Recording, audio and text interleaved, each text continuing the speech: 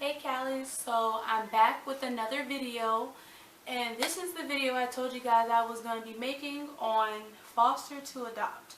So I have some notes here. I've done a little bit of research, but I did some more just for this video for anybody that's interested in looking into fostering to adopt, or if you know anybody that's looking into it. I wrote down a lot of information, so this is going to be kind of informative. So I'm going to start off with kind of like a mini Q&A. It's just basically it's telling you the definitions of each term. So the first definition is foster care.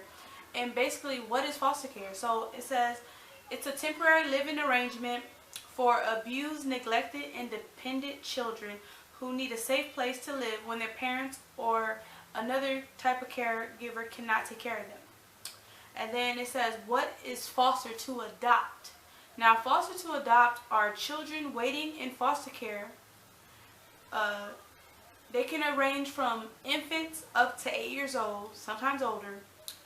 In some cases, the children also have siblings, so they call that sibling groups. And then it says, which they try not to separate the sibling groups. So if you're going to do foster to adopt, if they have 2 or 3 kids that are brothers and sisters, they try to call you and say, hey, we have 3 kids. They don't want to be like, we have one, the brother and sister. They try to keep them all together. And the last one is, what is adoption? And adoption is when a child is permanently moved to a new home with a new family, and the new family now has they're legally responsible, and they have all the parental rights. So that means the birth parents have no more rights. Either they lost their rights or they signed their rights away. And then I found some statistics. So it says 1 of 3 foster children are homeless within 1 year. Basically, that means that they age out. That means if nobody adopts them by the time they turn 18, then that means sometimes they will give them a little bit of money, like $100 to $200, like a couple dollars, and basically they're like, good luck with life. That's basically what they do, because I mean, they aged out of the system. They're no longer a ward of the state. So a lot of them end up homeless. Another one is only 3% of foster children will receive a college degree. Now, college is not for everybody, but this is just a statistic they said. It says approximately 80% of prison populations have 80% of the prison population have been in foster care. I mean, a lot of the people that are in prison right now were in foster care, and they probably had traumatizing upbringings. So a lot of them end up going to prison, unfortunately. And one of the last statistics I saw, it says 75% of them receive public assistance after leaving the foster care system because they have no other way to take care of themselves. Okay, now I'm going to get into the steps that I found. So the first step is choosing your adoption method. So you can either choose a public adoption, which is through the government. The government is responsible for that, for placing the child into the home. You can choose a private adoption agency, which they're licensed by the state. And I believe that's what I think we're going through a private adoption agency. I believe that's the one we're going through. And the last one is you can go through an attorney, and the attorney is the one that ensures you have the proper documents that you need to complete your adoption. Step 2. Choose the type of adoption that you want. So you can either do adopting a child from the U.S. or you can adopt a child in another country. So you can do a domestic adoption, which is in the U.S., or you can do a adoption where you're adopting a child from China or Africa or something like that, you know. So those are things you can choose. And it says, you can look up contacting the adoption organizations to get more information on that. Step 3 is cost, money. Now, this is a big thing for a big reason why a lot of children end up aging out of the system is a lot of people that want to try to adopt they can't afford it. It's very expensive. So covering the cost, this is just a couple things I saw. It says, depending on the type of adoption type, the agency, the state, attorney fees, and travel, if you have to travel somewhere, you need to know your options. So it says, foster care, the child may be eligible for adoption assistance through the federal or state adoption subsidies. It says it can either to help cover short-term or long-term. And a lot of time when you do foster care, they give you some money to help take care of the child. So benefits, some benefits, they give you monthly cash payments, medical assistance, which usually is Medicaid, social services, you work with social services. It's only a one-time, they have a one-time early reimbursement, reimbursement of non-recurring adoption expenses. And it says, ask your social worker if they're available in your state. So it depends on state to state what you're eligible for, if they even have anything at all. So the next thing is, so I'm going to leave in the description bar this website, or the name of the place that you need to contact if you want more info, the phone number and their email. But they're called the NACAC, and it's called the North American Council on Adoptable Children. So you can also call this number, 1-800-470-6665, and I will leave that below in the description bar. Or you can email adoptionassistance@nacac.org. So for more information on that, look into that, and I'll leave it below also. And it says also, to help with the cost, sometimes they have loans available and grants. Also, a lot of people, they create fundraisers. That's I see a lot of people talking about, they created fundraisers to help pay for the cost. Now, some people are stay-at-home moms, so if you're a stay-at-home mom, this wouldn't apply to you unless you have your own business. But anyways, if you work for another business, they have something called an employer benefits. So you need to contact your job and ask them, do they have this? Where it says your employer will reimburse you paid leave or time off for anybody that's an employee that's trying to adopt. It says on average, employees offer up to $5,000 in financial assistance, and they offer 5 weeks of paid leave per adoption. That doesn't mean for any adoption, per. That means every adoption you do, it says on average they should offer you $5,000 in assistance and 5 weeks of time off, paid leave. Now, tax credits. This is where taxes come in. Taxes and exclusions. So it says, now these statistics they gave here are based on 2010. I don't know what current is, but this is what they said. For 2010, the maximum federal tax credit for qualifying adoption expenses was $13,170. It says, however, families who adopt children with special needs don't have to itemize their expenses. Instead, they receive a flat tax credit equal to the maximum tax credit. Sorry, guys. Studying my words. It says, now military. Now, any of you guys, or anybody in the military, ask the military about this. And they also have a website also that I will also leave below for any military. And it says for military benefits, after the adoption is finalized, that means sign paperwork, you went to the court and they said that's your child, then you can look into it. They said the military offer as much as $2,000 per child for active duty personnel, whether both parents are serving in the military or not. The maximum is $5,000 per year. And for more information, it says visit www.militaryfamily.org/yourbenefits/adoption/.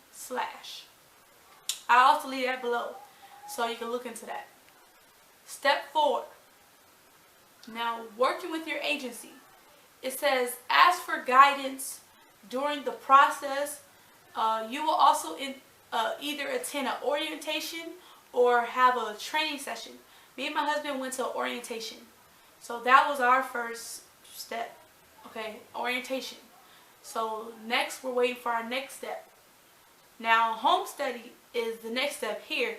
At our agency, I don't know if we go to classes first or home study, but I'll keep you guys posted. But for this one, it says home study is next. It says everybody must complete a home study if you're going to go through the adoption process.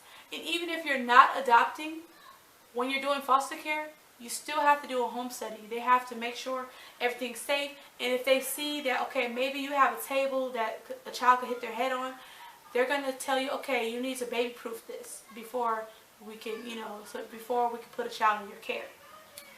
Step 6, get to know your child. Now, I have seen a lot of videos where people have said that they got a phone call saying, okay, we have a child that, we want to put in your care or whatever, and they only give you a small amount of information on the phone. So you may get a child that you're trying to foster care to adopt, and you may not know much about their parents, what they went through, what happened to them. This is your cue to be close with your social worker, and also to try to get to know the child. So it says, find out what the child likes, like favorite foods, any games they like. It says, have they changed schools? How many times have they changed schools? And maybe like why? It says, figure out a best way to comfort the child. Like if you can figure out how to comfort them and see what best way works for them. Try to figure out what the birth parents are like. Maybe to see, why the child acts the way they do.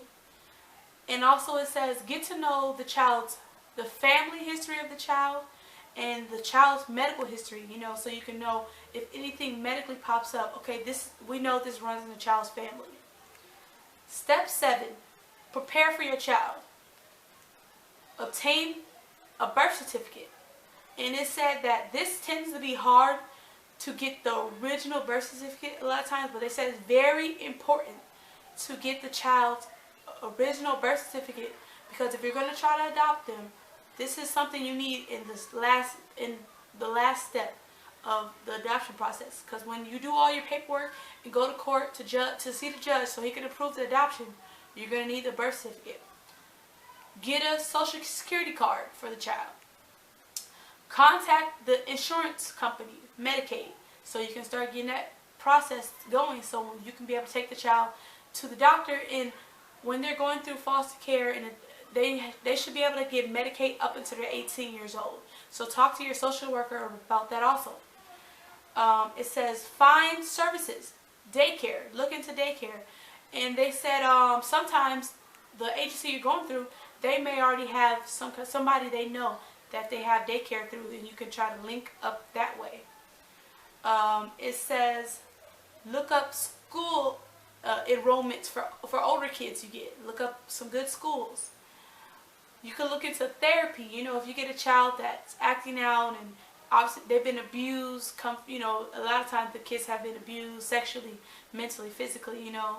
You need to look into therapy and counseling. Or tutors. If a child's behind in school, you can look up tutors. It says look up support groups for you as an adoptive parent. This is something new you're getting used to, and you may be getting overwhelmed. Look into support groups for yourself. And then step 8, bring the child home and petition to adopt. So this is where the paperwork comes in. It's a lot of paperwork. So this is kind of a lengthy thing I wrote down. So it says you need to do the following. The first one is the child's birth certificate. You need to have the child's birth certificate and place of birth for the petition. So you need to have their birth certificate, and know where they were born. The next thing is have a written statement confirming your desire and suitability to adopt, as well as your ability to financially provide for the child. So that's one document you have to have. So far that's 2 documents. Third document is a written declaration from the child's caseworker or agency that the adoption is in the child's best interest. So now that's 3 paperworks. So you need the birth certificate, you need a written statement confirming you want to do it, that you're suitable and financially able. And the third thing, you need a declaration from the caseworker saying that this is the best thing for the child. So then the fourth thing you need is the date that you received the child into your custody and whom you were awarded the custody. So, when you got the child and who the child is. So the next thing is a statement from your child's caseworker or agency of legal reason why the birth parents' rights were terminated. So they need to know why the parents lost their rights and why you legally are now going to be the parent. Okay, the next thing you need, or one of the last things it says here that you need, is a written disclosure of any relationship that you share with the child. And when they say that, they don't mean, okay, I'm adopting a child. They mean if you're the child's aunt, if you're the child's grandparent, if you're the step-parent, a coach at school or a teacher. If you're going to adopt a child, they need to know what's your relation with the child. Not including just because you're a foster parent. That doesn't include. They mean if you have any other relationship. But if that doesn't include you, then you don't have to worry about that. So that's step 8. So bring the child home and preparing for your petition. That's all the paperwork you need. Do your more research, and as you're going through this process, work with your social worker, caseworker, the agency to help get all this into play to make sure. Because they said if you go to the court date with the petition, with your agency, and you do not have all your documents ready to hand to the judge, that can delay the adoption a few more months. So you want to make sure you have all that. You want to make sure you keeping in contact with your agency so that you know. So then step 9, finalizing the adoption. So it says the finalizing hearing must take place in order for you to be, as adoptive parents, to have permanent legal custody of your child. So a lot of times you'll see pictures floating around of, people that are adopting kids with a judge. That's the finalizing hearing. You have to go through a hearing. That's where the judge says, okay, they read all over the paperwork. Okay, they read the child's name. Okay, you're going to become the parent. And if the child's old enough, they're like, that you're going to be adopted. Like, they have to do that hearing. That's the last thing that you need to do to finalize that you can be the parent. It says your social worker or attorney, so if you're going through an agency or through an attorney, will inform you of the date and time that it will typically take place. And they said if you get a child, this typically takes place about 6 months to over a year after the child is placed into your care. Sometimes it takes people more than 2 years. It just depends on when the parents lose their custody or give up their custody. And it said the last step is enjoy being a parent, is what it said. So that's 9 steps, 10 if you count enjoying the child now as your parent. Those are the steps that I found that it said takes to foster to adopt. Now if you just want to be a foster parent, you take some of the same steps, find the agency and everything, and they do a home visit and all that stuff. Do some of the same things, and there's no guarantee that you're actually going to be able to adopt a child. So you have to know that when you go in. Sometimes you may have a child, you may get a child for 2 days, a few months, a whole year, 2 years. You never know. When you're doing foster care, their whole goal is reunification. I put that word across here. Reunification. They're trying to reunify, bring the child back with their biological parents. But if the parents are on drugs, abusive, if they don't take their parenting classes or whatever they're supposed to do, if they don't do what they're supposed to do, 9 times out of 10 they lose their legal parental rights. And then the agency, if they can't, they might try to search for immediate family if none of them come forward. You know, if it's a mother by herself and there's no father, they may try to find, okay, where's the father at? Because that is another issue. If you're going to adopt a child, even if you do straight adoption, let's go there. Besides fostering, if you do straight adoption, I advise anybody that's going to adopt a child and the mother is the only one there signing the paperwork, and she says, oh, there's no father, I would advise you to talk to your social worker and have them make sure. Because I've seen a lot of stories where the women will lie and say, oh yeah, I don't have a father, the father is not around, when really the father was never told that she was given the child for adoption. She either said that, oh, we'll co-parent, or they'll lie and say, I had an abortion. And really, they gave birth and just gave the child away. And I've seen a lot of times where dads have found out that she had, not only did she lie to you, she had a baby and gave your baby away, and they had to go fight in court to get their child back. I've seen two stories of that. One dad, he was in another country, because I believe he was in the military, and he was told that she was going to keep the child with her, and he was going to be coming to visit, you know, and he was going to be sending her money to make sure she's able to take care of the child. But she told him, okay, I'm going to take care of the child while you're over there in another country, you know. And she gave the child away to adoption. And he found this out, I think like she was like 2 by the time he found this out. So he had to.